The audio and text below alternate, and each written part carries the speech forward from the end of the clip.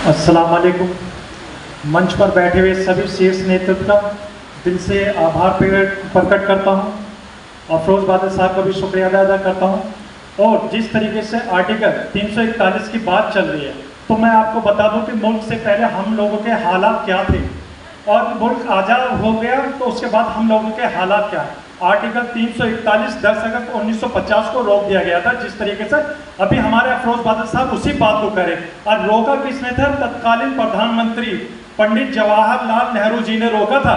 तो वो किस लिए रोका था? सिर्फ एक समुदाय को देखकर कि आपका जो धर्म विशेष है, आप मुस्लिम हो, सिर्फ इस आधार पर। लेकिन ये बता दीजिए, हम लोगों ने जिस मुल्क को आजाद कराने के लिए हंसते हंसते फांसी के फंदे चूम लिए थे, आज हम ही उसी मुल्क के अंदर अपने लिए आरक्षण की बात कर रहे हैं। हमारे अपने जो भाई लोग हैं जो 341 की बार बार बात कर रहे हैं कि हमें आरक्षण मिलना चाहिए, हमारे अंदर वो कुव्वत है कि हम देश की बागडोर को संभाल सकते हैं, देश को आगे ले जा सकते हैं, देश की अर्थव्यवस्था को मजबूत कर सकते हैं।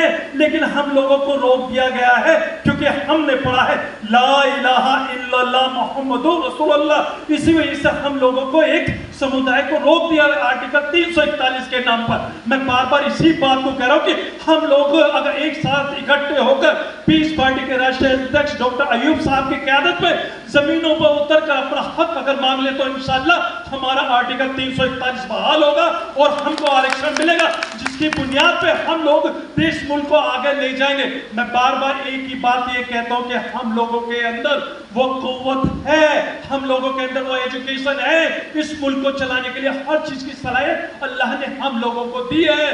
तो मैं बार बार यही कहता हूं कि हम लोगों को डॉक्टर अयूब साहब का दामन पकड़कर सिर्फ लब्बैक कहकर उनके पीछे चलना, रास्ता वो दिखाएंगे, चलना हम लोगों को उनके पीछे है। क्योंकि जिस मजदार को वो अमल लेके जा रहे हैं, क्योंकि हम लोगों के आने वाली नस्लों का मुस्तकबिल बहुत ही बेहतर हो जाएगा। क्योंकि ये सब जब हो पाएगा जब अपने राष्ट्रीय अध्यक्ष क़यादत मोहम्मद अयूब साहब का हाथ जब पकड़कर उनके साथ खड़े होकर कहेंगे कि जी हम आपके साथ हैं। तो पे एक बात हम लोगों को आज बिल्कुल याद करनी है, हम लोगों को किसी के बहकावे में नहीं आना, हम लोगों को किसी की भी बात को नहीं मानना। हमें सिर्फ और सिर्फ अपने गिलास का निशान देखना, अपने राष्ट्रीय अध्यक्ष जी की बात माननी है, क्योंकि उन्होंने हमारे बेहतर मुस्तकबिल के लिए बहुत अच्छा प्लान कर रखा, बहुत आगे तक ले जाने के लिए हम लोगों को आगे ले चले। आज देखिए हमारे राष्ट्रीय अध्यक्ष हर किसी के बारे में सोचते हैं, दलित के बारे में सोचते हैं, पिछड़े के बारे में सोचते हैं, मुसलमानों के हर बिरादर के बारे में सोचते हैं। लेकिन हम लोग नहीं सोच पा रहे क्योंकि हम लोगों के अंदर वो जागरूकता नहीं है।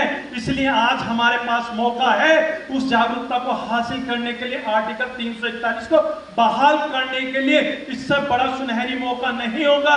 मैं बताऊं कि पीस पार्टी जब से मैंने ज्वाइन करी है, मैं राष्ट्रीय अध्यक्ष जी को देख रहा हूं कि हर साल आर्टिकल 341 का मुद्दा उठाते हैं और जबरदस्त तरीके से उठाते हैं। लेकिन हम लोग आवाम के बीच में जाके उस मुद्दे को पूरी तरीके से नहीं भुना पा रहे, ये हम लोगों की कमजोरी है। लेकिन हम लोगों को आप डॉक्टर अयूब साहब को ये दिखाना कि हम लोग आपके साथ हैं। जमीन पे आर्टिकल 341 के लिए जो आंदोलन की बात हमारे शीर्ष नेतृत्व करेंगे उस पर हमें खड़ा उतरना है और इंशाअल्लाह आर्टिकल 341 को बहाल करके हम लोगों के जो आरक्षण है उस आरक्षण पे हम लोगों को काबिज होना है।